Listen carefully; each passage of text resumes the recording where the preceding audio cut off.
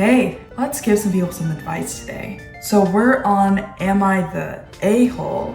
But this is the filtered one. Guys, we're getting even better here because from my experience, Am I the A-hole is usually like a really obvious post of someone just looking for validation. We're trying to look for some controversial posts here today. I found posts that are kind of different in the sense that they have all different tags or like flares if you're a seasoned Reddit veteran. Let's get right into it. Would I be the a-hole if I began a doctoral program against my fiance's wishes? I, 33 female, and my fiance, 35 male, have been engaged for about 2 years. Recently, I've been pushing him about a date, and he has been insistent that we should get our finances in order first. To him, meaning debt-free, including the wedding. Of course, he's willing to talk as much money as my dad will give for it. Background is right after the lockdowns, he got really into financial TikTok / Dave Ramsey, blah, blah, blah, and insisted we both become debt-free. We both agreed, but he took it super serious. Selling everything, people were actually worried about him, and getting essentially a second full-time job. To his credit, he's paid off about $60K in a year. Meanwhile, I've been finishing my second master's and have been accepted into PhD program. I also want to enjoy my early 30s by attending events and going on trips with our friends. Currently, between student loans, $125K, my car, $25K, and credit cards, about $10K. I am in some pretty high debt, but anticipate my salary to be around $200K in 3 years, or double what he's currently bringing home. When I told him I was accepted to doctoral programs, he lost it. He said a ton of hurtful things about me not growing up. I feel like he's not supporting my dreams and may just have a problem with the fact that I have a PhD while he has a master's. I also think political differences are becoming more apparent. He says things like, "You're dumb for wanting student loan forgiveness." I feel like he's trying to hold me back from my dreams. Would I be the a-hole for not following his advice? This is a bit of a complex story. I definitely have heard of Dave Ramsey, so I definitely do see his side of things because I was definitely into the whole Dave Ramsey stuff for a while too. I was like investing and, wanting to save up money and not buying stuff, blah, blah. But at the same time, kind of feel like it is important for you to continue on in your studies, especially if that's gonna, lead to such a huge pay difference between what you're making now and what you could be making. I'm assuming that PhD programs are going to be extremely expensive, and that's just undoing all the work that I guess he's been trying to do. And you already are in quite a lot of debt. But I will say, I think it is worth it to go to school and pay that off in the future, because you don't want to live with the regret of the possibility that you could have been making a lot more money, or you could have been learning something very interesting when you're younger, and then just looking back on your past self in regret. Am I the a-hole for making my sister pay back all the money she stole from me years ago before I'll consider having a relationship with her? My 30F sister, 27F, is a recovering drug addict. She got into cocaine in high school 10 years ago and spiraled from there. By senior year, she was also doing crack and heroin and skipping school more often than not. She got expelled on her 18th birthday. I guess that makes it much easier. And she basically disappeared. She'd only come by to ask for money, and when her parents refused, she'd cuss them out until they threatened to call the police. Eventually, she started stealing from them and me. She'd come by home to have dinner and take stuff out of my room. When I moved out, she'd wait till all my roommates were gone and steal her cash. She once even tried to pawn my car while it was parked in my driveway. I pretty much wrote her off by the time she was 20. And 2 years later, she finally got busted in some drug den with huge amounts of drugs inside. She ended up getting 3 years and got released 2 years ago. She's clean, and her parents have rebuilt the relationship, but I haven't. That's because as of last week, she still owes me $2,200. She's paid off half of what she stole from me over the years in money and belongings. The only interaction I have with her is when she drops off the cash every week, and I don't speak to her. She's usually only able to give me $20 each week. She's not exactly as rich as you'd expect. Lately though, it's been a little heavier. Last week, my mom called and told me she's been skipping meals to give me extra cash. She wants me to stop and just make up. I'm not considering that until we're square. And even then, it's just a consideration. I might well decide that I don't want anything to do with her after. But either way, I want my money. But my mother says that that's manipulative. Young people and drugs, that's what the class was called.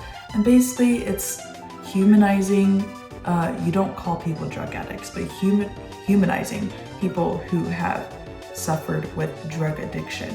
So I've come to learn that when you're in that state of mind, it's really difficult to control who you are. Especially if you are trying to just get the next fix. It makes sense why you would, start stealing from your friends and family and everything under the sun.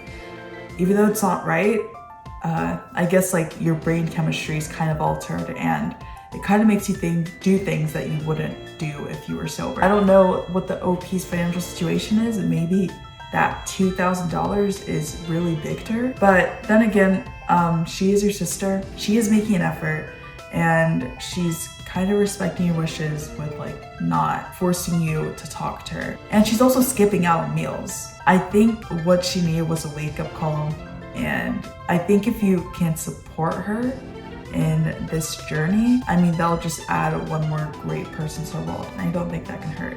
Am I the a-hole for spending a lot of time in my bunker away from my family? My grandfather was an incredibly talented man who also suffered from paranoid schizophrenia, and he was convinced that the nuclear apocalypse was going to end the human race at some point. So he built his own bunker and buried the entrance because he was convinced that both the KGB and the CIA were watching him and wanted to keep the bunker a secret. Yes, he was a crazy man. My dad inherited the house but never lived there. So when I had my first child in 2018 and got married in 2019, my dad made an incredibly generous offer for the house. I bought computers that were more expensive than the house. The bunker became kind of an urban legend, mostly because my old grandpa used to tell a lot of crazy stories. But out of curiosity, I went looking for it and found the entrance. The old man really did it! So, thanks to being stuck at home during the uneventful 2020 and 2021, I started remodeling the bunker to look less like a fallout vault and more like my own man cave. Everyone loves it, especially the kids. My nephews and French children. So the house is decorated to my wife's taste, while I can do whatever I want in the bunker. Play gaming, fix computers, set up a whole home server, work from home, etc. However, lately she's been complaining about me being distant and spending a lot of time there and less time with her and our child. She is pregnant again, so she said she was worried, but I just promised to spend more time at the house. After a few weeks, that wasn't enough for her, and she accused me of abandoning her. I'm asking for judgment here because I'm trying to be there for my family. But this bunker feels like it's the only thing that's really mine, where I can actually have a break. But my wife said she's going to seal the entrance, otherwise I might miss the birth and not even notice. Should I just move all my stuff into the house and forget about it? Am I being really neglectful, or is this just pregnancy hormones talking? To be clear, I do help with house chores and spend time with my son when I'm there, and have an intercom in the bunker so my wife can just call me if she needs anything, and I'll go up there immediately. I think you're definitely the a-hole. Like, I'm sorry, OP, you're not a kid anymore. You have a kid and you're about to have another kid. I think you should, as much as I appreciate you having your own space as a man cave, that's totally fine. It's nice to, have those little safe havens. But at the same time, if it's getting to the point where your wife is thinking, oh, you might just miss the birth because you're in your bunker all the time, even as a joke, that's pretty concerning. So I think, you definitely should spend less time in there and start socializing more with, especially your kid, because these are formative years. This is crucial time to be spending with your father. There's a possibility that your kid or your future kid might grow to resent you if they never see that you want to spend time with them. Am I the a-hole for calling my boyfriend's mom's best friend, local doctor where I live, for urgent pregnancy advice? I, 27 female, found out that I am pregnant via at-home test late on Thursday afternoon. I recently moved to the area my boyfriend grew up in. I don't have a doctor here yet.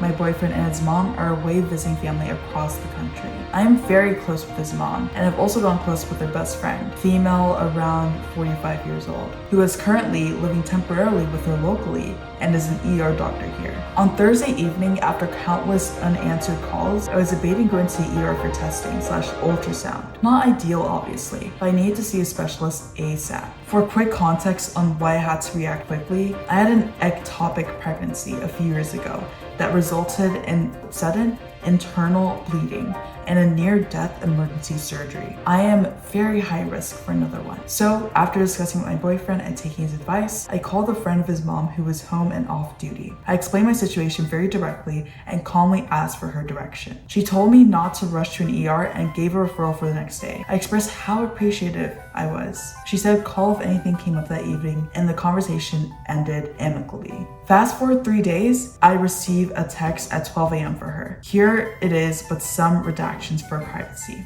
I feel that it is necessary that I make you aware of a few things. I feel that it was wholly inappropriate that you involved me in your post-mortem drama. Ex-boyfriend's mom is my best friend. I was placed in a no-win situation by a person who clearly doesn't understand boundaries. A person who relies on the fact that people are kind and accommodating even when their personal comfort is compromised. The sweet, unassuming, innocuous, helpless little girl act is just that. An act. What I see is a subversive, manipulative, sociopathic person who had to go out of her way to ruin ex's vacation, and you used me to do it. Because you clearly have issues with boundaries, I'm going to make this crystal clear. I'm not interested in any further interaction with you. The doctor, her last name, free clinic is closed. You have crossed the line, and I don't want to be saddled with your issues, medical or otherwise. There is no need to respond to this text. While calling her was a difficult choice in my last resort, the more I've sat on the text message, the more I started to think that I'm the a-hole for not considering the further position I was putting her in. I can see how she felt I overstepped giving her friendship with X. I spoke with X on my own on Friday, but that's irrelevant here. On the other hand, I can't shake that, especially as a medical professional. She reduced my health concerns I shared with her over a risky pregnancy to drama in a 12 a.m. text. I know I was asking a huge favor, but I thought in the moment that was the best option in a tough situation where I was alone. Am I the a-hole for involving someone? Now, very clearly no, didn't want to be involved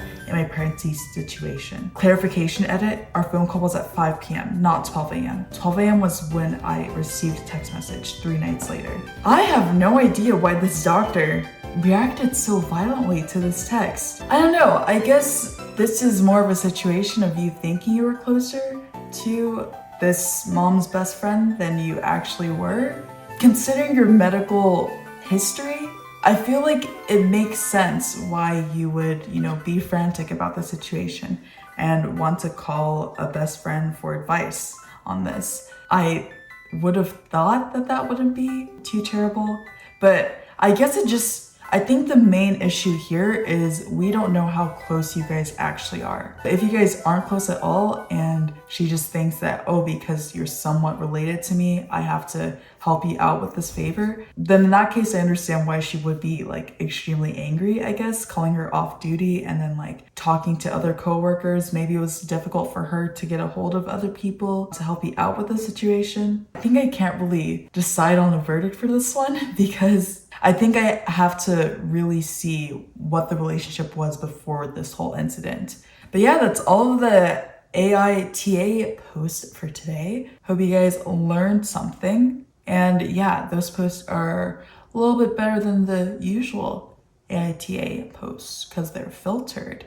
That means better. I'll talk to you guys later. Reinvent the ordinary. Bye.